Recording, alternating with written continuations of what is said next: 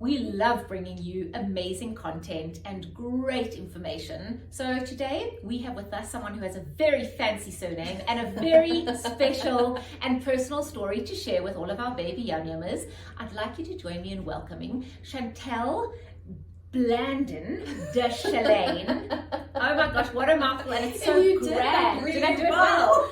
Blending Mending. I absolutely love it. And you did have a very simple surname before, but that's all part of the story, That's all right? part of the story, yeah. Chantelle, today we're chatting about blending and mending. So how I came to you was you have an amazing blog and an amazing support and resource site called Blending and Mending.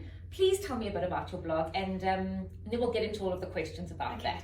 So Blending and Mending is brand new. It's something that started on the 2nd of April, so it was a special date. It was on my dad's birthday, my late dad, and it was a support platform that I wanted to put in place for families going through divorce. I've been through my own journey, my own struggles, and there's just not enough support available in South Africa. And how often we hear that? Absolutely, and I think if you start adding in the cultural lens, I do come from an Afrikaans background, my mom's Afrikaans, you don't have a support system that unpacks those cultural belief systems and dynamics around Afrikaans and divorce and religion, and I felt like it was such a lonely process. So Blending and Mending is born from a space of a lot of hurt, but a lot of love and appreciation that you can put your life back together, you can build your life back up together, and there is life after divorce. So I wanted to create that space, I wanted to create awareness around it and normalize it. And just as we as BabyYumYum, we love to provide obviously factual and credible content, and that's why we support and we salute the fact that you have formed something like that to give another sphere of parenting concise content that can really help and give people tools, because that's what it's all about. Absolutely. Right? It's giving people the tools to carry on. If you don't have the tools, you don't know how to solve the problem. So I think let's go back to the very beginning. You've told us how it started. Tell us a bit of background about you. Do you have kids? How long were you married for? Was it doomed from the beginning? No, I don't know. Not at all. So I have the complete opposite story. So I'm often told through Blending and Mending that my story is not often relatable because I have an incredible ex-husband who's just a wonderful... That's so unusual to hear. He's an incredible, wonderful man. Wow. He's an incredible father. As part of our journey, so we met when we were very young. He had this long fringe and he was leaning over the pool table. And we made eye contact. Bad boy. So youngins fell in love at a very young age. And I think you grow and you realize there's certain things that you're aligned with and there's certain things that you aren't, and absolutely you plan marriage. And we had our beautiful little girl Mila, so she turned 7 now in August a few weeks ago, and as much as we tried to keep life going, it felt like we were in this automated space. It felt like life became about our daughter and we didn't find joy in each other anymore. And that's hard for people to understand because you need this big reason to have a divorce. Our reason was we weren't happy. We weren't making each other happy. And I think that that's so often people think that they're just staying together for the kids, but they forget that they are the roots of the tree of the family, and they need to sustain themselves. And there's a beautiful analogy that I love sharing. Someone once said to me, in your life, you need to be like have a glass of wine. In life you need to have 3 glasses. You need to have a glass of water, a glass of milk, and a glass of champagne. And so often in marriages, we kind of just like have the milk, which is sustaining us, and that's feeding us, and we have the water, which is the day-to-day stuff, but we don't have that champagne. And I think it's so important to make that decision. And stealing that. Oh, you steal it with pleasure. I got it from a friend of mine. And to really just keep on filling that glass with champagne. It doesn't have to be water all the time. It doesn't have to be milk all the time. It's got to have those celebratory moments in it. So, and I think it's a question that a lot of people ask because you get stuck in the rut of parenting every single day. So at what stage do you call it quits and say, okay, it's not working. We're not changing. We're not growing in the same direction. That's it. So we had a lot of open communication in our marriage, and I think some couples, and what I'm seeing on Blending and Mending, don't have that. So I think they stay in this cycle, in this rut for so much longer. I got to a space in life, Amanda, where I just thought I need to be fulfilled. I want to be happy. And Mila was a massive motivator for me. I wanted to teach my daughter that you can take and make brave decisions and take big steps for your own happiness.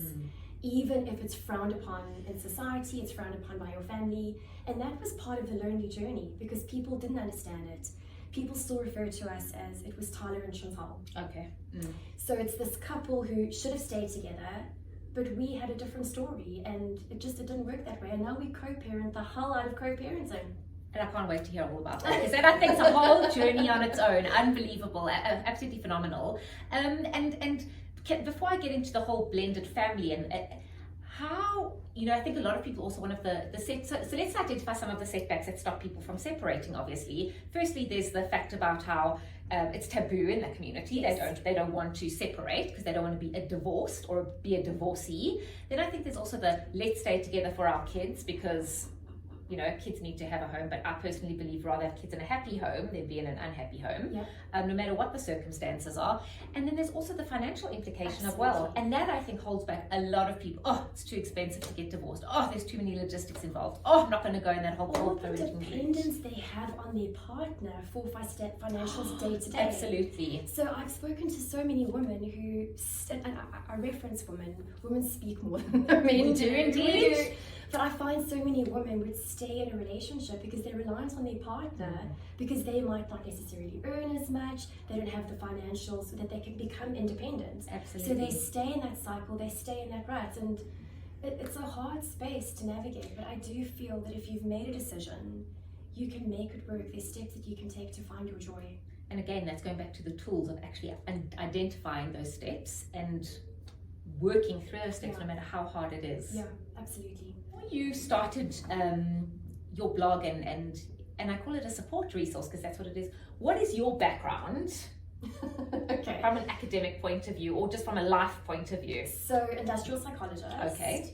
Have spent a lot of work and time in a well-being space. So I'm absolutely passionate about well-being, counseling, coaching, and currently I'm consulting. So blending and mending is something I do on the side.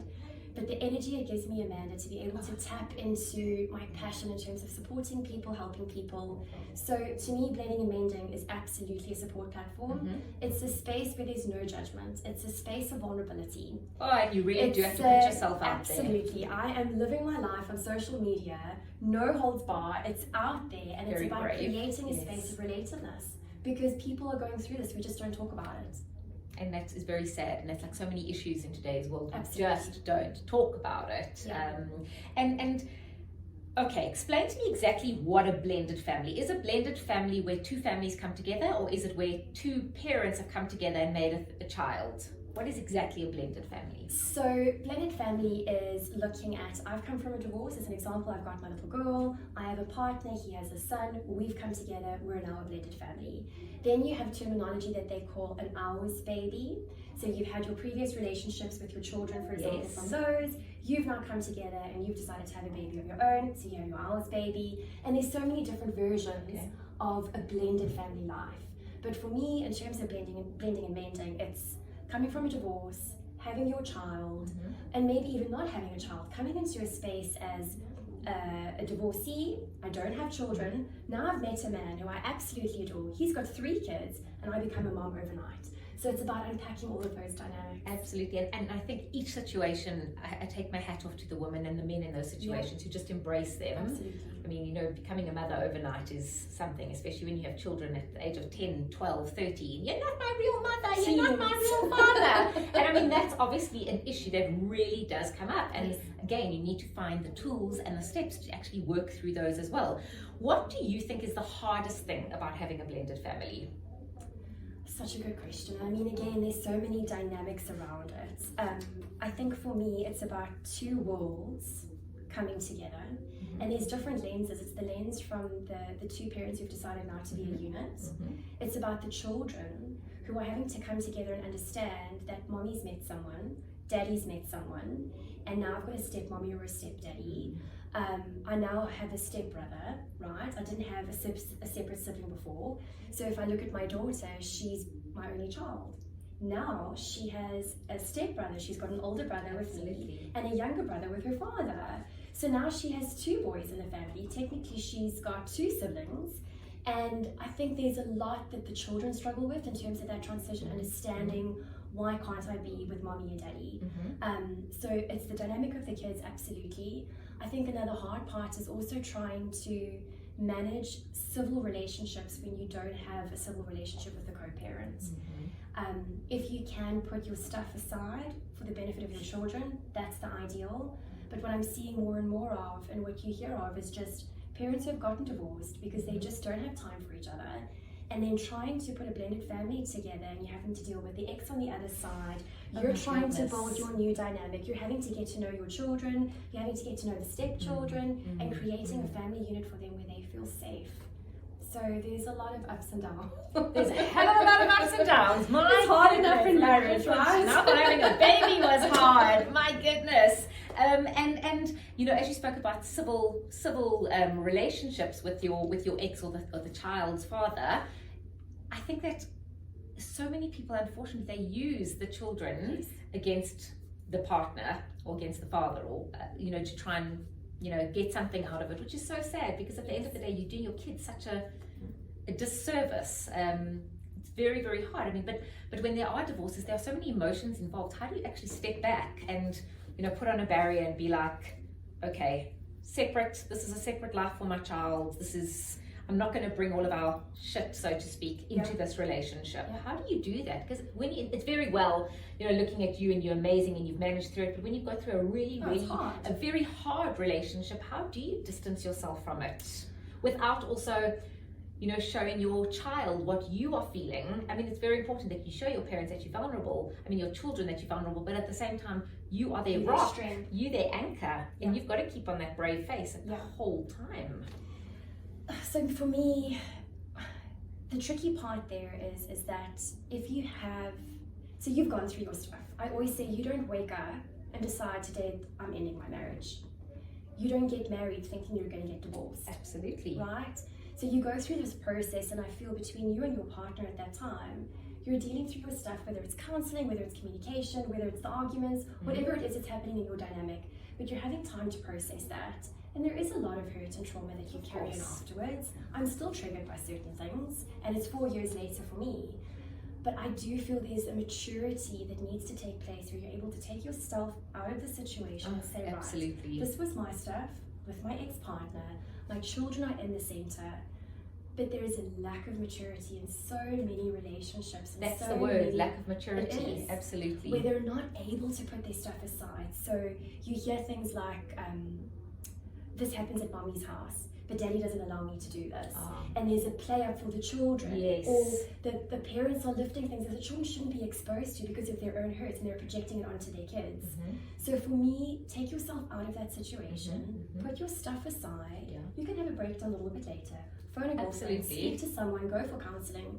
But your children need to be uplifted and they need to be supported. You've maybe gone through a process of 2 to 3 years realizing your marriage isn't going to end. Now it's time for them. And they have their own journey that they need to navigate. And do you recommend sending kids for counselling during this period? My daughter is still in play therapy. Fantastic. I think every child should be in play therapy, to be very honest. It's honestly, for me, when Tyler and I separated, I had said to him, just like I need support and you need support, and we were both in counselling for a very long time, Mila needed support. So she also needed to express herself. And I mean, she was 2.5 when we separated. So the transition for her at first was quite easy because it was just a sleepover between these 2 different spaces. But the older she's gotten, the harder the questions are. Of course. She literally asked us 2 weeks ago, we were having a cup of coffee, we had picked her up from Pappuccino's, and she just looked at the 2 of us and said, why did you guys break up? Oh my gosh. And we were completely caught off guard. And they go through their own bits. Absolutely. I mean, Mila going to school, seeing other families that have their mommy and their daddies there, other children maybe don't have that. I mean, again, I'm in a situation where Tyler and I can both step up and be there for our daughter. Other parents don't even want to look at the other parent. They don't want to be in the same room. So again, it's tricky. So absolutely send your children for counselling. And in terms of actually, letting the school know and the teachers know and getting them involved in the process, is it important to alert them to the fact? So they know why?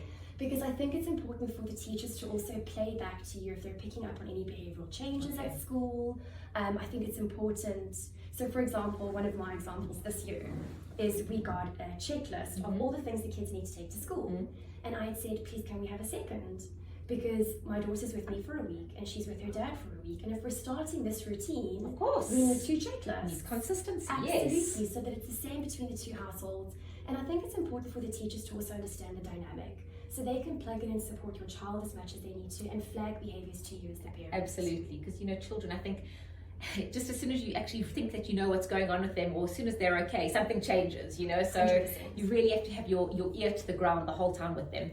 Now, you guys have a civil relationship. What happens where the ex-partner is a narcissist or possibly abusive? How does one handle that? So, without saying, your dad's a real, or your mother's a real, how do you handle that? So for me, I find the word narcissist is thrown around, especially when you've gone through a divorce. This person is a narcissist, they only think about themselves, and you need to be diagnosed, right? Okay. So from a psychological perspective, you need to go and see a psychiatrist or a clinical psychologist, and they need to diagnose you. But we also know the partners that we were with, and we can pick up on certain behaviors. Was there blame shifting? Was there verbal abuse? Was there emotional abuse? So again, it's about understanding what your partner is, potentially. So if we're saying that there's narcissistic behavioral tendencies, to be aware of that. You don't bring that into the relationship with your child. It's always about speaking highly of that parent. It's about, again, putting your stuff aside. That is so hard, because even being married now, sometimes you want to just say, your dad's so whatever, or your mother's so... But when children are in 2 homes, they pick up on it and the sensitivity is heightened. Okay. So they're coming home to you saying, Daddy said this, Mommy said this. And you're having to have a consistent story for your children to support them through this journey. I think if you are in a situation where you do have a narcissistic ex-spouse and you're trying to co-parent, I think you need to realize that co-parenting is hard. Parallel parenting is where you each taking control of your own home. Co-parenting becomes very difficult. So you make the big decisions that are legally bound in terms of your visitation schedule. Decisions that are made need to be absolutely fact-based, so that you're not getting caught up in the blame shift and the emotional drama back and forth. It's easier said than done. I think you also need to try and take yourself out of that emotion, because that person has triggered you in your marriage. So to have them not trigger you post-marriage, that takes work. Plug into counseling, get the support that you need.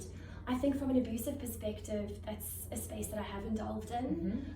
I know that when you go through the divorce process and you need to divulge certain information, the family advocates and the social workers are absolutely involved. They would support you through that process. But again, I think in terms of co-parenting, you have boundaries with that person. You're no longer the target potentially of their abuse. You don't have to entertain that abuse. It's about, this is pickup, this is drop-off, these are the schedules, this is what's been agreed on, and this is how we navigate next steps. It doesn't have to have the niceties. It's the formalities for the benefit of your child. And how do you currently work? Do you work 1 week with mom, 1 week with dad? How do you currently work? What is your, and are there options? Who decides on those options? Do you sit down with your lawyer? Do you sit down with how do you decide on those sort of options? So a lot of that was discussed as part of the settlement process, and it usually is. The social workers also look at the family dynamics. Okay. So they would also speak to what is in the best interest of the child. That is language you hear consistently when you're going through the divorce process. It's not about you guys. It's not. What is in the best interest of your child? So typically you would see that children would spend more time with their moms. They would go to their dads every second weekend and maybe see them in a Wednesday in a week. Our approach was different. We have split joint custody of Mila. We wanted Mila to have both your parents and equal involvement in her life. So we had a full 50-50 split. Mila's with me from a Friday to a Friday, and then her dad picks her up from school on Friday and she'll go back to him, and so the routine juggles, and it works for us. And are you guys quite flexible? So like if you doing something, you can't obviously have her one weekend, or you do want to have her but it's actually his weekend. I mean, are you guys quite amenable to swapping things around? So I do think it's important for the kids to have structure and routine. So you don't want to uproot them too much if you don't need to, but life happens, work happens. So as an example, I'm in Iceland the next 2 weeks, and it's in the week that Mila is supposed to be with me.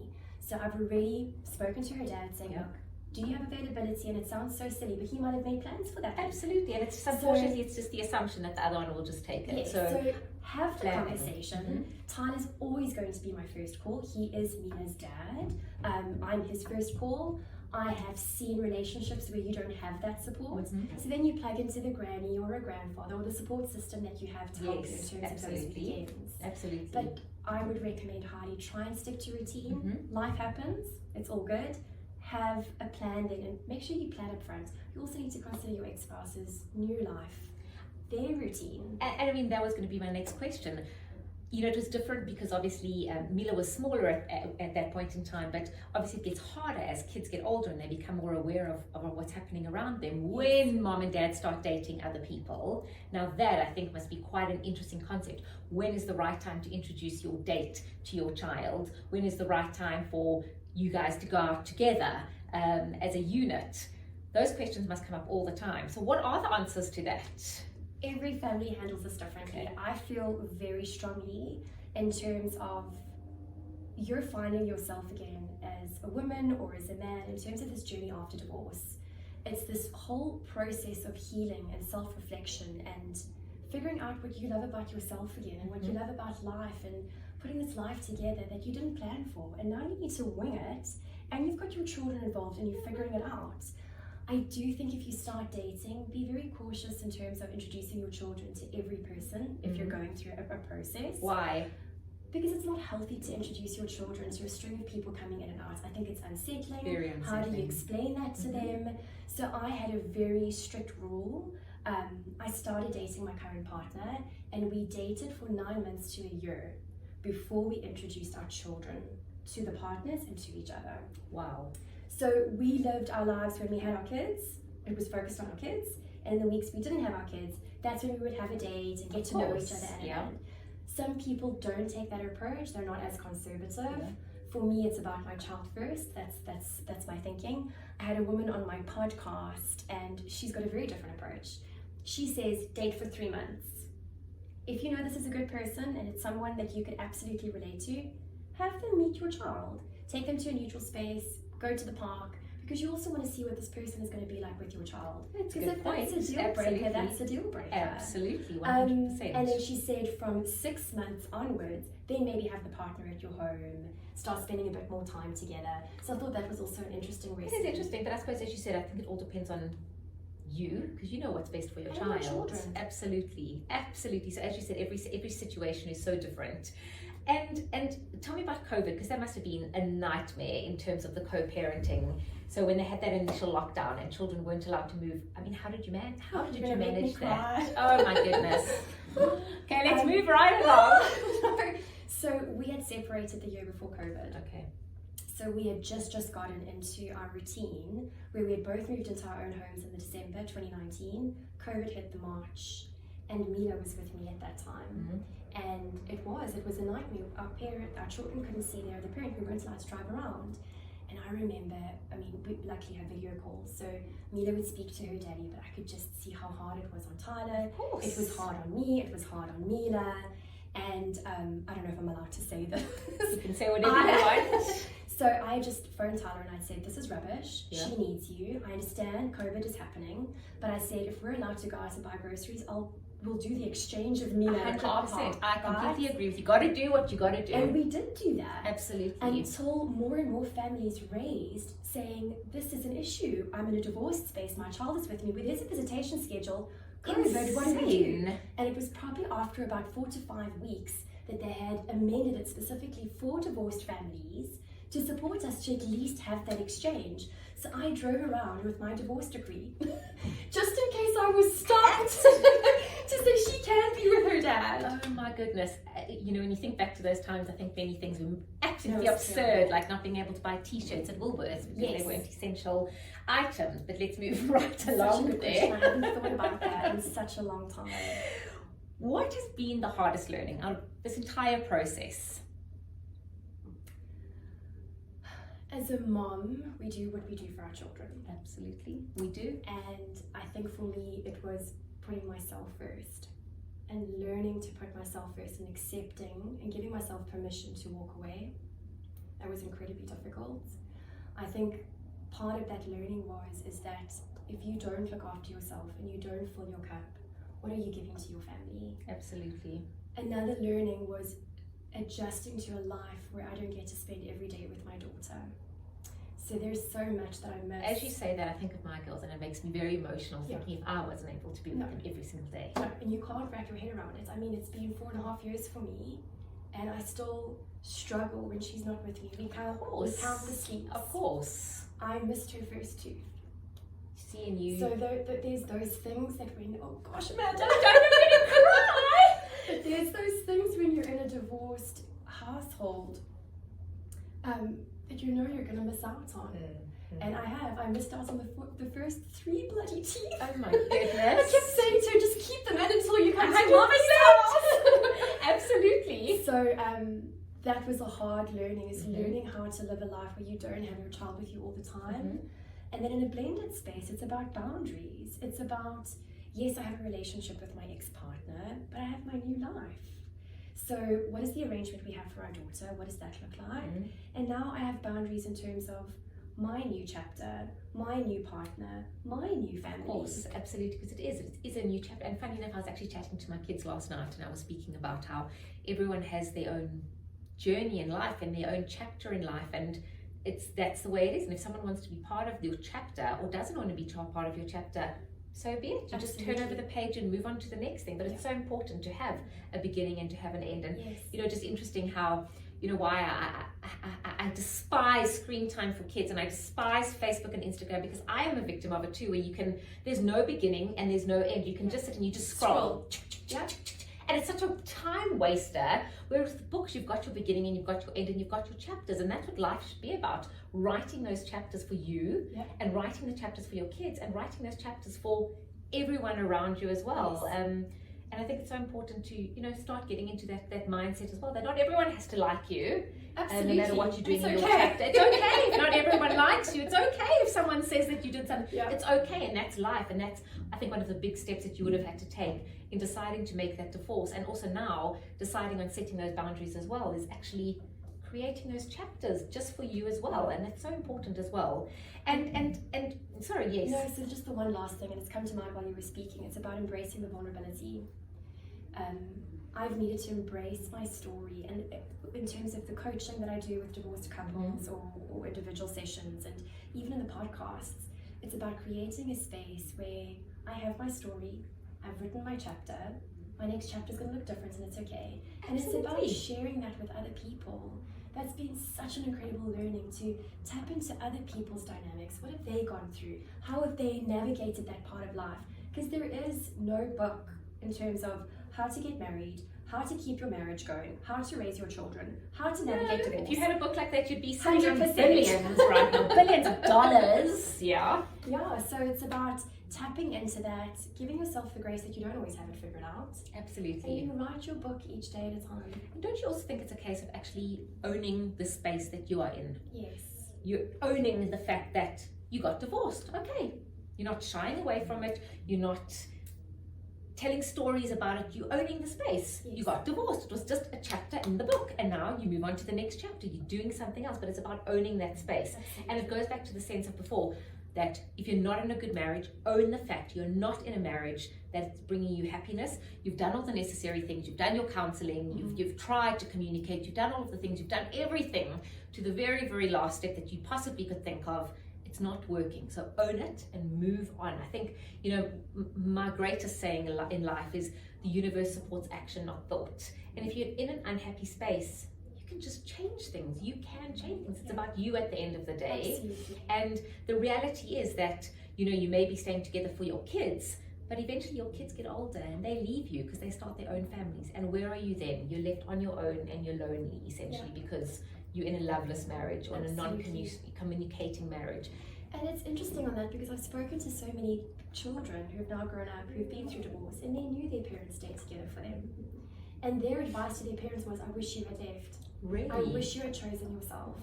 I think there's maturity in that too. When you're a child, you want your parents to be together, right? You do, because it's a that's the perfect reflection picture. of hindsight. Absolutely. So if you, our followers, have any experiences about your relationship that you came from with your parents, and how you are now changing or following the same steps in your marriage, please let us know. We'd love to know in the comments. Please let us know. And you spoke about the positives. Tell me, what is the biggest positive that you've experienced out of this whole process, apart from getting to know yourself a little bit better? I have fallen in love again. So I still believe in marriage. Yes. Absolutely believe in marriage. I believe in a solid relationship, and I think I needed to do my work and reflect on myself to be in a space where I've met this human being who has a little boy, and I always say that Mila is my whole world and she's my whole heart, and I've realized my heart's got space for one more. And now I've got this little boy in my life, and boys are so different to girls. Absolutely. But we've put together this beautiful blended life, and it's not easy. And I talk about that on the podcast. Tristan and I do an episode together called Seriously Old Dirt, where we open up a bottle of wine, of seriously old dirt wine, we literally talk about our dirt. We speak about the hardships of parenting, coming together in a blended family space. I mean, when he moved in, Mila was still in my bed. Oh my goodness, absolutely. So when he moved in, she moved into her own room, and it was traumatic for all of us. I can just imagine. So it's oh my figuring goodness. out all these different parts of blended life, and so yes, we found our groove and we're embracing it. I'm very proud of the relationship I have with Mila's father, that we can do that for her, and I'm proud of blending and mending. I think if I didn't go through what I've gone through, I would never have been able to sit here today, have a conversation so authentically, and to honestly tell people it's going to be okay.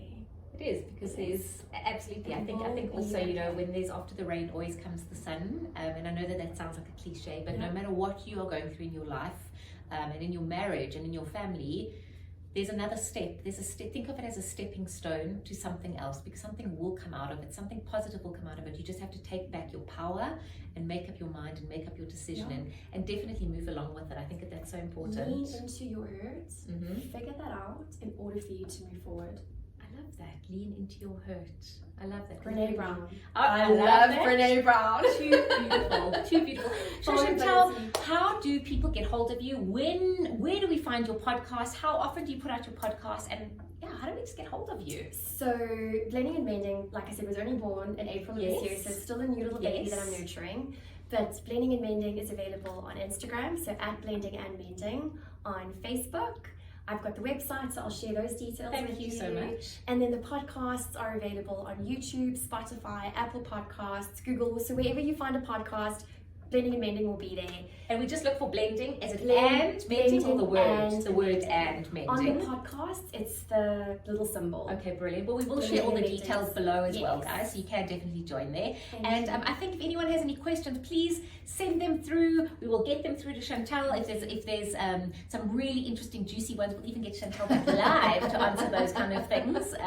You know, it's really interesting when you're going through something like this, but also as voyeurs of society, we like to see and experience the solutions to problems that people have at the same sort of time. So it's always nice to have someone that can actually give us those sort of things. Normalizing it 100%, and giving you that support to help you find your glass of champagne in life. I love that. We're going to sip on Prosecco. 100%, not even Prosecco. We're going to go have our 100%. That's what I'm talking about.